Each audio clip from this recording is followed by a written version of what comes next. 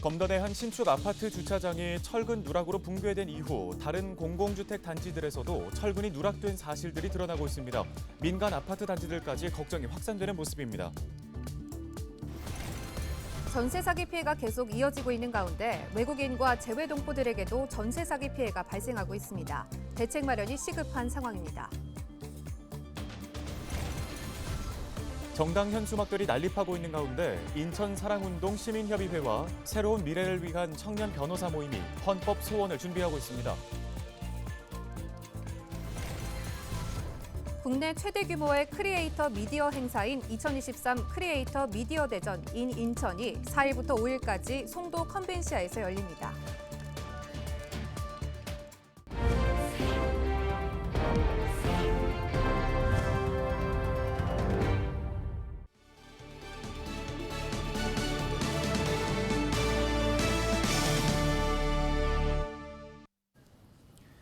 시청자 여러분 안녕하십니까? 헬로티비 뉴스입니다. 인천 검단의 한 신축 아파트 주차장이 철근 누락으로 붕괴된 이후 다른 공공주택 단지들에 대해서도 철근이 누락되거나 설계대로 시공되지 않은 사실들이 드러나고 있습니다. 민간 아파트 단지들까지 걱정이 확산되는 모습입니다. 이관성 기자가 보도합니다. 공사가 거의 끝나 오는 10월 입주를 앞두고 있는 인천 서구의 한 행복주택 단지입니다. 500여 세대 규모의 이 아파트 단지는 지난 4월 무너진 검단 아파트의 주차장처럼 지하 주차장을 무량판 구조로 지었습니다. 최근 국토부의 공공주택 철근 누락 조사에서 이 아파트는 지하 주차장 무량판 기둥 109개 중 37개 기둥에서 전단 보강 철근이 부족한 사실이 드러났습니다. 국토부는 구조 계산 오류가 철근 누락 원인이라고 밝혔습니다. 시공 과정에서 빠진 게 아니라 설계 때부터 철근이 부족했다는 것입니다. 설계와 감리 과정에서 문제를 발견하지 못한 것입니다. LH는 지난 2017년부터 지하주차장 설계 때 균열과 처짐에서 유리한 라멘 구조 대신 무량판 구조를 도입했습니다.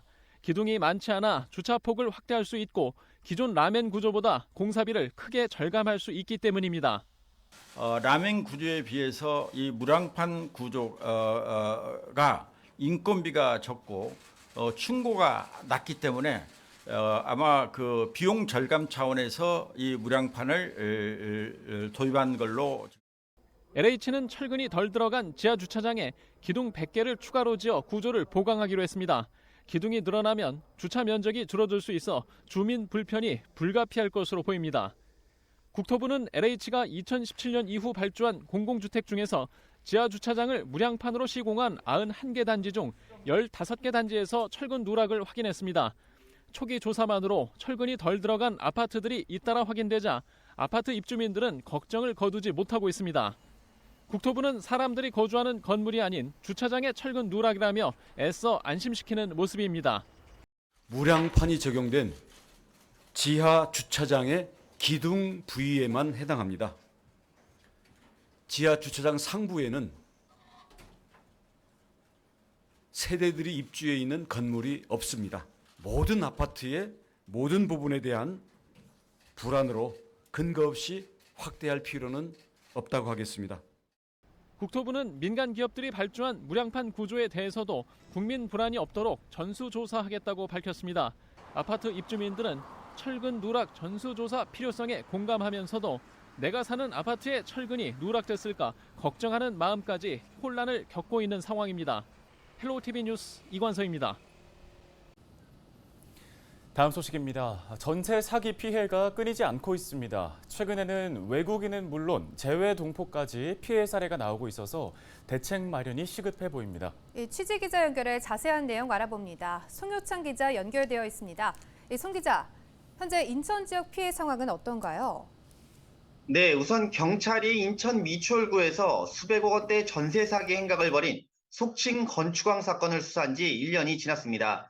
건축왕 남모 씨는 올해 3월 구속 기소돼 재판을 받고 있으며 경찰과 검찰은 추가 범행을 입증하는 데 수사력을 모으고 있습니다. 지난 5월에는 남 씨 일당에 대한 사건을 추가로 송치했습니다. 이들이 미추홀구 일대 아파트와 빌라 등 공동주택에서 빼돌린 전세 보증금은 2021년 3월부터 지난해 7월까지 총 430억 원, 533가구에 달합니다. 검찰은 전세 사기 사건을 저지른 일당에게 처음으로 범죄 집단 범죄 집단 조직 혐의를 적용했는데요. 하지만 여전히 전세 사기 건은 늘고 있습니다. 경찰과 검찰 수사가 진행 중이지만 인천 곳곳에서 계속 나오고 있는 상황입니다. 네, 최근에는 외국인 그리고 재외동포들까지 피해를 입었다고 하던데 피해 상황이 어떻습니까? 네, 인천 전세 피해 지원센터 자료를 보면 지난달 27일 기준 인천에서는 54명의 외국인이 전세 사기 피해를 입고 피해자 인정 신청 절차를 마쳤습니다. 신청 방법을 잘 모르거나 피해 상황을 파악하지 못한 피해자를 합하면 실제 피해를 본 이들은 이보다 더 많을 것으로 추정되고 있는데요. 전국적으로도 이 같은 외국인 피해자들이 수천 명에 이르는 것으로 알려지고 있습니다. 실제로 계양경찰서에서 수사 중인 일가족에 대한 전세 사기 사건의 경우에도 피해자 98명 중 12명이 중국이나 우즈베키스탄 국적을 가진 외국인으로 파악됐습니다. 네, 그렇다면 이 관계기관의 대책도 궁금한데 나온 게 있나요? 네, 우선 국내 피해자들의 경우 입증이 중요합니다. 사기 혐의를 입증하려면 전세 계약 당시의 범행의 고의성 여부가 중요한데요. 건축왕 사건의 경우 경찰은 2021년 3월 이후의 전세 계약건에 대해서만 검찰에 송치한 상태입니다. 그 이전에 체결된 계약건에 대해서는 남씨 일당이 당시 전세 보증금을 빼돌릴 의도가 있었는지를 수사 당국이 밝혀내야 하는데요. 실제 다른 사기 사건 전세 사기 사건을 보면 집주인이 본격적인 부동산 매입 시기가 실제 전세 계약 시기보다 뒤에 있고 보증금 편취 목적의 주택 매입으로 보기 힘들다는 경찰 수사 내용도 나오고 있습니다. 이를 두고 피해대책위원회에서는 전세 보증금을 또 돌려받지 못한 건 똑같다며 이 같은 사례가 결국에는 전세 사기 일당에게 유리하게 작용할 수 있다고 반발하고 있습니다. 그래도 국내의 경우 입증이 되면 잠시 머무를 수 있는 곳을 제공받거나 저금리 대출 등 지원책이 나와 있는 상황입니다. 그런데 외국인의 경우는 조금 다릅니다. 전세사기 특별법에는 외국인이 입은 피해와 관련한 규정이 따로 명시되어 있지 않은데요. 다만 국내 거소 신고 등을 했을 경우 해당 법률의 적용을 받을 수 있습니다. 피해자 인정 신청과 피해자로 인정받는 건 역시 가능한데요. 그러나 실제로 외국인이 피해자 인정을 받는 사례는 극히 드문데요. 지난달 1일 전세사기 피해지원 특별법 시행 이후 2달간 피해지원위원회가 인정한 피해자는 총 1,901명이지만 외국인은 거의 없었습니다. 외국인 피해자들은 내국인 피해자도 서류를 갖추고 인정받기까지 적지 않은 시간이 걸리는데 외국인이 스스로 필요한 절차를 확인하고 신청하는 과정이 매우 어렵기 때문인데요. 최근에는 재외동포도 전세 사기 피해를 입었지만 외국인이라는 이유로 정부 지원 대상에서 빠져 대책 마련이 시급한 상황입니다.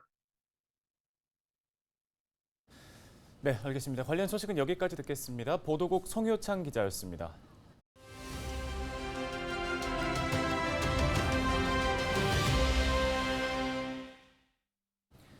다음 소식입니다. 정당 현수막들이 난립하고 있는 가운데 인천사랑운동 시민협의회와 새로운 미래를 위한 청년 변호사 모임이 헌법 소원을 준비하고 있습니다. 시민들에게 도움이 되기보다는 불편만 늘리고 있기 때문입니다. 세변의 이사장인 백대용 변호사 연결해 직접 들어보겠습니다. 변호사님 안녕하십니까? 네, 안녕하세요. 세변의 백대용 변호사입니다. 네, 먼저 현재 정당 현수막들이 난립한 상황에 대해서 어떻게 생각하시나요?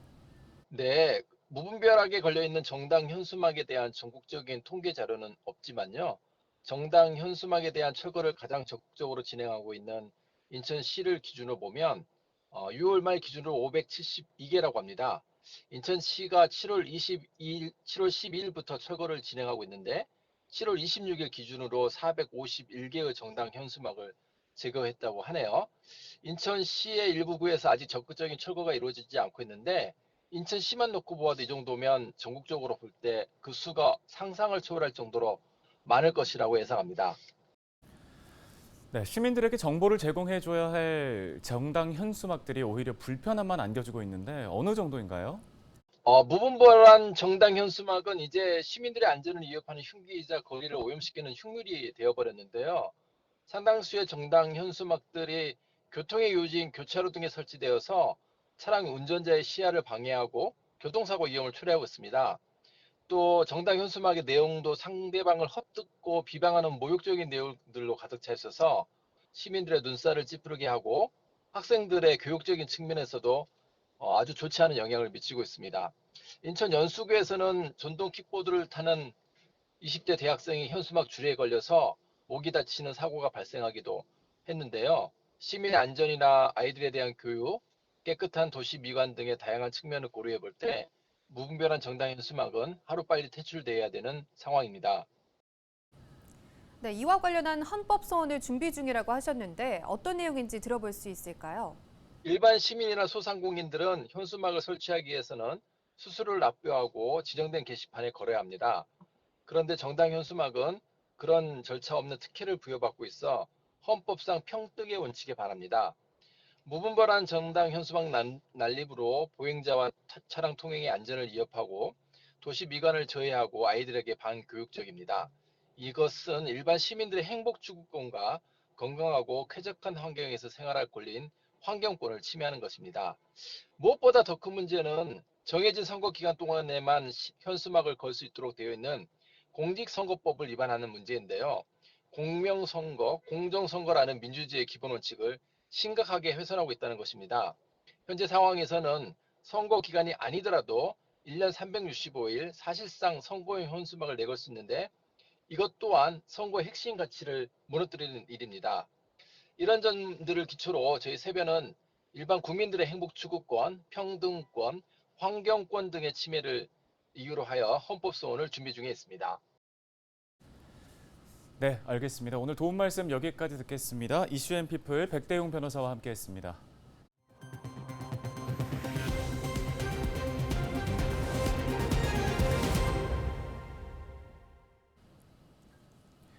다음 소식입니다. 고속도로에서 주행 중이던 차량에서 불이 나 소방당국이 진화에 나섰습니다. 지난 1일 오후 7시 38분쯤 부평구 구산동 장수나들목 인근에서 차량 화재가 발생했는데요. 당시 운전자는 신고 5분 전부터 타는 냄새가 났고 주행 중 보닛 안에서 연기와 불꽃이 발생한 것을 보고 주차 후 119에 신고했습니다. 인명피해는 발생하지 않았고 화재는 발생 16분여 만에 진화됐습니다. 소방당국은 운행 중 엔진 과열로 화재가 발생한 것으로 추정하고 정확한 원인을 조사하고 있습니다. 국내 최대 규모의 크리에이터 미디어 행사가 인천에서 개최됩니다. 과학기술정보통신부는 크리에이터 미디어 산업의 지속 가능한 발전과 성장을 위해 크리에이터와 팬, 관련 기업이 함께하는 국내 최대 규모의 크리에이터 미디어 행사인 2023 크리에이터 미디어 대전 인 인천을 오는 4일부터 5일까지 이틀간 송도 컨벤시아에서 개최한다고 밝혔습니다. 이번 행사는 총 5개의 공간으로 구성되며 관람객들에게 다양한 볼거리와 즐길거리를 제공할 수 있는 체험형 스토리텔링 프로그램을 중심으로 운영될 예정인데요. 특히 올해 전시 부스에는 미디어 유관 기업뿐 아니라 크리에이터 비즈니스 기업과 여행, 식품 등 다양한 분야의 기업이 함께하기로 했습니다. 이 외에도 행사장 내부에 푸드트럭과 벼룩시장, 포토존 등 편의시설을 비롯해 참가자 휴식 공간을 조성하고 안전관리를 위한 지원 인력을 배치해 관람객들이 쾌적하고 안전하게 행사를 즐길 수 있도록 준비했습니다. 부천시가 의료기관을 대상으로 외국인 환자 유치를 위한 사업 설명회를 엽니다. 오는 9일 부천시립 노인전문병원에서 열리는 이번 설명회는 피부과, 성형외과를 포함한 미용 분야 병원의 참여를 유도하는 등 외국인 환자 유치 확대를 위해 마련됐습니다. 이에 따라 설명회에서는 우수 유치기관의 주요 사례를 포함해 해외 환자 유치 동향과 현황 등에 대한 부천 지역 병원들의 발표가 이어질 예정입니다. 중부지방 고용노동청 부천지청이 부천 김포 지역의 취약계층 고용사업장을 대상으로 하반기 정기 근로감독에 돌입합니다. 오늘부터 석 달 반 동안 이어지는 이번 근로감독은 부천 김포 지역의 19살부터 34살까지 청년과 고령자, 여성, 외국인 등을 고용한 사업장 36곳이 대상입니다. 이에 따라 노동조건 서면 명시, 임금 명세서 교부, 최저임금 준수, 퇴직금 적정 지급 등의 4대 기초 노동질서 준수 여부를 들여다보는 한편 노동시간 위반이나 성희롱, 괴롭힘 등 여부를 살필 계획입니다. 또 청년과 여성 노동자를 대상으로 설문지 면담을 실시하고 장시간 노동과 관련해서는 디지털 포렌식 조사를 한다는 방침입니다.